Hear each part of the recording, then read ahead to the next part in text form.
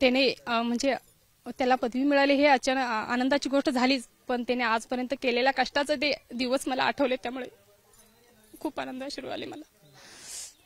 लहानपणापासून तुम्ही तिघे भावंड कशी राहता?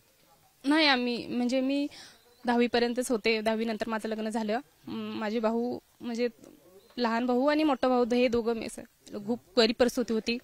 माझे वडील म्हणजे हे सेंटरिंग कामावर करत होते. माझी आई दुसऱ्यांच्यामध्ये ऊसांच्या मोळ्या काढायला जात होती. माझा भाऊ कधीतरी सुट्टीमध्ये ट्रॅक्टरच्या कामावर जात होता, दगडी भरायला किंवा माती भरायला जात होता. आणि मोठ्या भावानं पण BSc फर्स्ट इयर देवचंद कॉलेजमध्ये ऍडमिशन घेतलं. त्यावेळी खूप वाईट दिवस आले होते.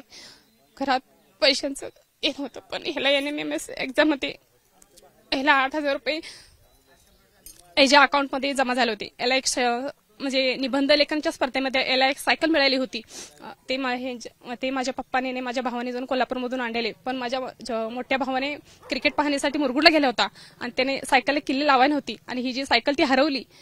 खूप वाईट वाटेल. दोघा भावांनी प्रत्येक गावात शोधाशोध केली, पण ती सायकल मिळाली नाही.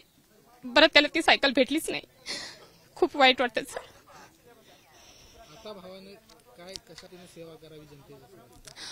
तो ज्या परिस्थितीमध्ये वाढला आहे तशा परिस्थितीत मुलांना त्याने वर आणावं, खूप शिक्षण द्यावं, त्यांना प्रोत्साहन करावं हीच आमची इच्छा आहे. माझं नाव हर्षदा चंद्रकांत पुजारी.